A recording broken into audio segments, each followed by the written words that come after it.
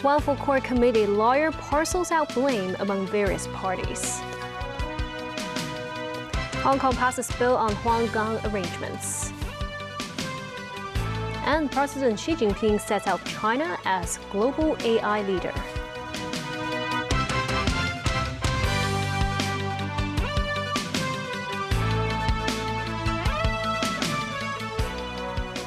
Good evening, and thank you for joining us.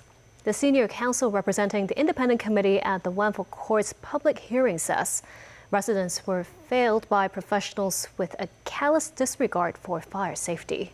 Mimosa Ngai reports. The final public hearing resumes at Central City Gallery. Victor Dawes, the senior counsel representing the independent committee, started his closing address by thanking everyone who has assisted the investigation. Referring to the fire as preventable but not prevented and foreseeable but not foreseen, Dawes points out that contractors and consultants for the One Full Court renovation project bear the primary responsibility for the tragedy. He says the professionals completely ignored fire safety and failed the One Full Court residents. On scaffolding mesh, the barrister says Prestige deliberately concealed the use of non-fire retardant nets, even though it was fully aware of the issue with the material. Dawes states that the contractor deceived the Independent Checking Unit, or ICU, and the Labour Department by presenting them with a false certificate of the mesh. On the shutdown of fire alarm systems, Dawes says Victory Fire, One Full Court's fire service installation contractor, stayed silent after discovering the master power switches in the fire service pump rooms had been turned off. He says that if Victory Fire had at least notified the fire services department about the situation, the alarms could have worked on the day of the tragedy. Dawes also states that the government carries a partial responsibility for the fire because the disaster has revealed long-standing issues that authorities had never detected. Noting that the government has implemented some improvement measures, he highlights several systematic weaknesses among the official bureaus. One is that the ICU failed to conduct on-site inspections at One Full Court throughout the renovation period. Dawes says the unit ran a complaint-only inspection. Officers would visit One Full Court when receiving complaints. He questions how the unit could exercise regulatory functions when operating with such a passive system. Dawes says another grave failure of the ICU was that it did not detect worker access openings in backstairs and a breach of fire safety, despite the clear photographic evidence. The closing submission also provides some recommendations for the government to consider, including an immediate ban on access openings and on the storage of flammable, temporary materials above ground levels. To conclude, Dawes says the best way to pay respect to victims is to learn from the lessons of the tragedy. He says this will prevent any other community in Hong Kong from enduring the same. Mamos Nai, TVB News. The government announces a 2-year rental grant of $300,000 per unit will be allocated from the support fund to One Full Court owners. The aim is to help them rebuild their long-term homes with greater flexibility. Owners are qualified for the grant regardless of the option they choose under the government's long-term housing arrangement plan. The grant will last until December 21, 2027. The Legislative Council's Finance Committee approves an additional $1 billion for the government's long-term rehousing plan for One Full Court, bringing the total funding to $5 billion. The additional allocation will support the government's proposal to acquire ownership of all 8 residential blocks in the estate, including Wang Chi House. Speaking at the committee meeting, Deputy Financial Secretary Michael Wong says, as of Thursday, 1,786 households, or more than 90% of all households, had signed and returned letters accepting the government's acquisition offer. As of Friday, 769 households had also signed formal sale and purchase agreements. The government has already disbursed compensation to more than 10 owners, with most receiving payments of around $3 million. Cases involving the flat-for-flat rehousing option are expected to take longer to process. The Legislative Council has passed the Huanggang Port Hong Kong Port Area Bill that has cleared the way for the new co-location arrangement at the redeveloped port. The Legislative Council held an additional meeting to resume the second reading debate on the Huanggang Port Hong Kong Port Area Bill. Lawmakers raised concerns over the transport arrangements and system stability at the new border crossing. Members also requested that the authorities put in place appropriate measures to manage passenger and vehicle flows at the Hong Kong port so as to avoid congestion during peak periods, which could affect clearance efficiency. Before, we had system errors that have caused long queues. We have such system errors again. The consequences are dire. There should be contingency plans in place to make sure there won't be a total breakdown of operations of the port. The new Huanggang Port passenger terminal is located within Shenzhen. Under authorization from China's State Council, the Hong Kong port area will operate under Hong Kong jurisdiction and laws, adopting the co-location arrangement with joint inspection and one-time clearance. Concluding the debate, Secretary for Security Chris Tang says the government has arranged 7 franchise bus routes, 6 green minibus routes, and cross-boundary coach services linking the new port with different districts across Hong Kong. To provide the best possible convenience for the cross-boundary travellers, we will monitor the level of service and, depending on the circumstances, make adjustment accordingly. After nearly 4 hours of debate, lawmakers passed the bill in its second reading. It was then approved at its third reading without objection. The government said it will gazette the legislation as soon as possible and work with Shenzhen authorities to advance relevant preparations. It adds that the opening date of the crossing will be announced in due course. At the new Huanggang Port Joint Checkpoint building, directional signs for cross-boundary vehicles have already been installed, while parts of the area outside remain unpaved. And as the opening of the new Huanggang Port is expected to make cross-border commuting more convenient for residents living nearby, it could also drive up residential rents. A 2-bedroom apartment of nearly 800 square feet now rents for around 8,500 yuan a month, marking a rise in rentals by around 8%. Once operational, the new checkpoint is expected to handle around 200,000 passenger trips a day. President Xi Jinping delivers a keynote speech at the opening ceremony of 2026 World Artificial Intelligence Conference in Shanghai, emphasizing the need to advance AI development and governance for the benefit of all humanity. Gloria Feng has the story. Addressing the conference, Chinese President Xi Jinping presents 4 observations on AI development and governance, including upholding openness and win-win cooperation, strengthening risk awareness, fostering inclusiveness, and advocating solidarity to improve global governance. Xi mentions artificial intelligence is entering an unprecedented period of innovation, bringing enormous opportunities while posing new governance challenges. He says we must strengthen guardrails, prevent abuse and malicious use to ensure AI is always under human control, opposing overextending the concept of national security in the field of AI by placing one country's security over that of others. Xi also stresses AI development should not be a solo performance by any one country, but rather a symphony of global cooperation. As a responsible major country, China remains committed to the greater good of humankind in the field of AI. He announces over the next 5 years, China will provide 5,000 training opportunities in artificial intelligence to developing countries, establish international AI application cooperation centers, and promote AI-powered weather warning solutions, the Mazu system, to be deployed and applied in 30 countries. Gloria Feng, TVB News. A landslide in southwest China's Chongqing municipality buries several residential buildings, trapping an undetermined number of residents. At least 10 people have been rescued. Luna Bai reports. The landslide struck at around 9 o'clock a.m. on Friday in Chongqing's Pengshui County, near the Wujiang Third Bridge. Community workers spotted falling rocks about an hour earlier and evacuated more than 60 residents. But part of a hillside suddenly collapsed, burying more than 10 residential buildings, leaving local residents trapped and unaccounted for. State broadcaster CCTV said at least 10 people have so far been rescued, with no life-threatening injuries, as search and rescue operations are continuing. Images by CCTV showed large slabs of rock sliding beside buildings into a waterway below. 2 buildings that looked about 5 and 15 stories high were damaged but still standing.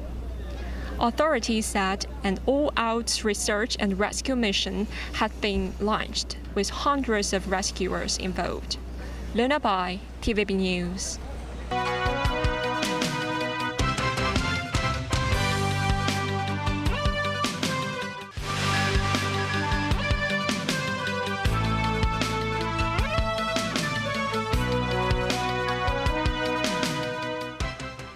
Welcome back. U.S. President Donald Trump used U.S. primetime TV to assert Chinese interference in U.S. elections in 2020. In Beijing, the foreign ministry dismissed his claims. Danny Rao tells us more. The 25-minute primetime address underscored U.S. President Donald Trump's efforts to make election security a central political issue ahead of November's midterm elections, when his fellow Republicans will be defending their slender congressional majorities. Trump said the declassified material would reveal shocking vulnerabilities in the U.S.'s election infrastructure. Our purpose in disclosing this information is not to weaken confidence in election, but to earn that confidence by confronting vulnerabilities and correcting them very, very quickly, and that's what we're doing. The documents cover 5 major areas of concern. First, they show that over a period of years, starting during the 2020 election cycle, the People's Republic of China carried out what is believed to be the largest compromise of election data in history, resulting in China's illicit acquisition of 220 million U.S. voter files. Compounding the travesty, the second set of documents we are releasing reveals that members of the deep state, very, very famous group of people, in many cases, in our intelligence agency work to actively suppress and downplay information about the extent of China's sinister election meddling. Trump's speech presented allegations of interference and influence in ways that lacked key context, and did not produce evidence that votes had been manipulated or that the election outcome had been altered. Repeated audits and reviews, many run by Republicans, including Trump's own then Attorney General, have found no significant fraud occurred in 2020.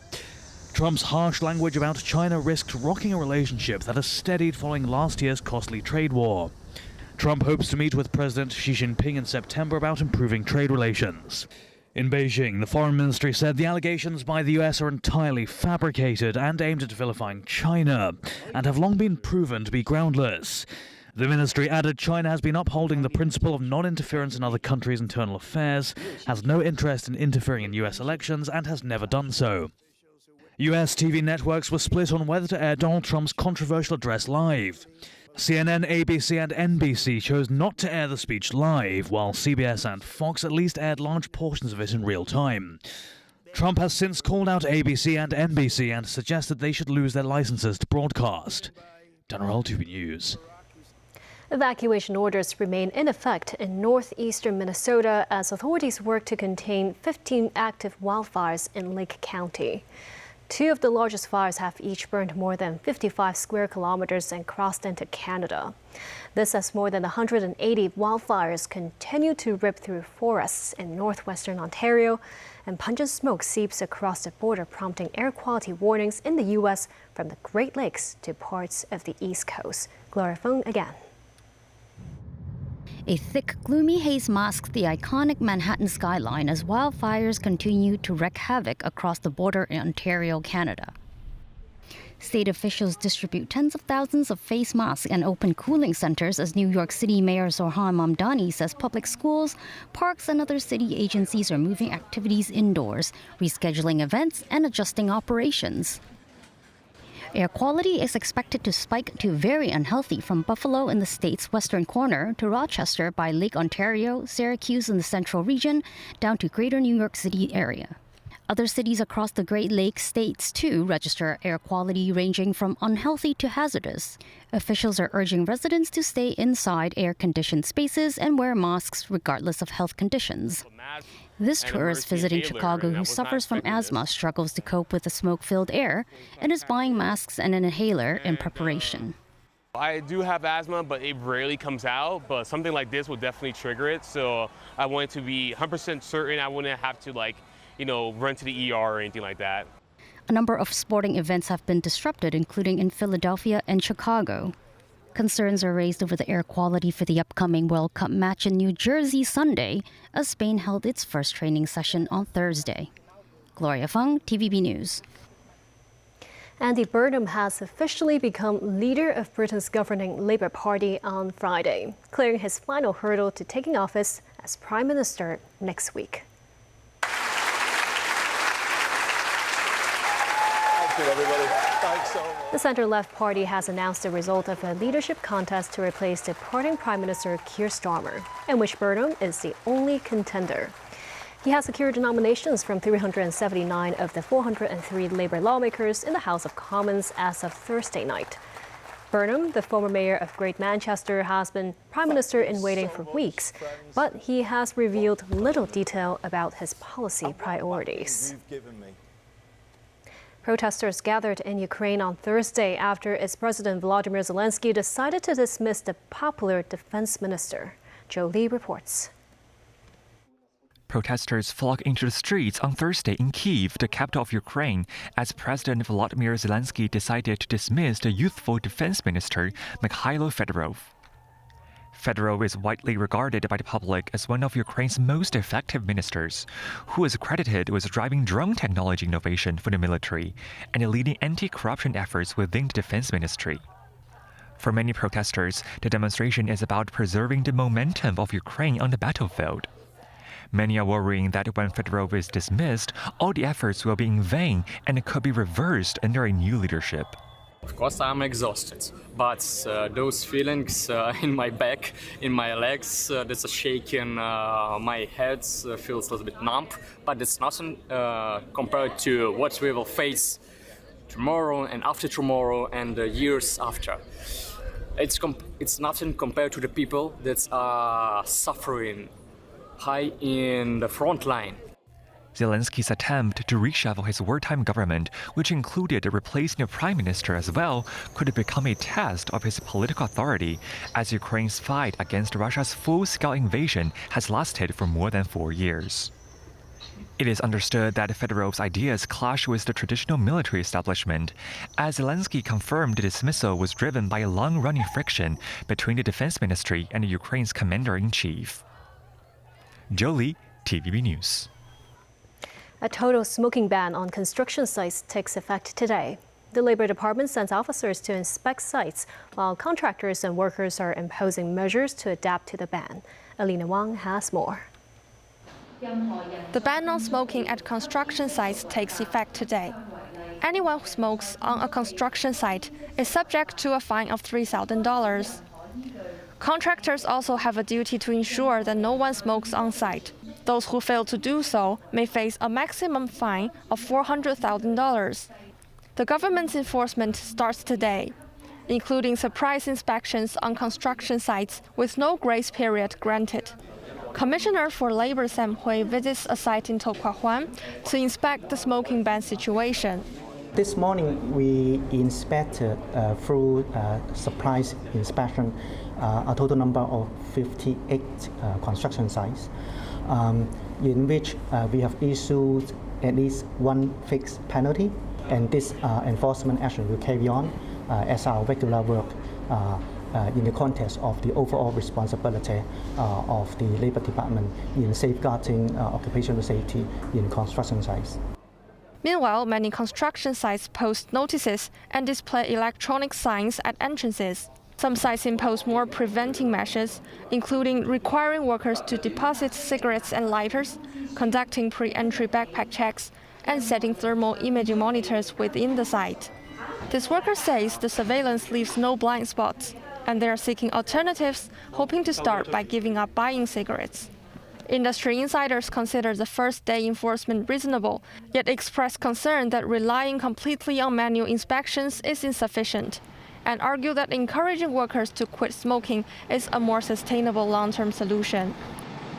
Contractors and workers are adapting to the ban to back the safety goal, yet further publicity and enforcement will determine the outcome.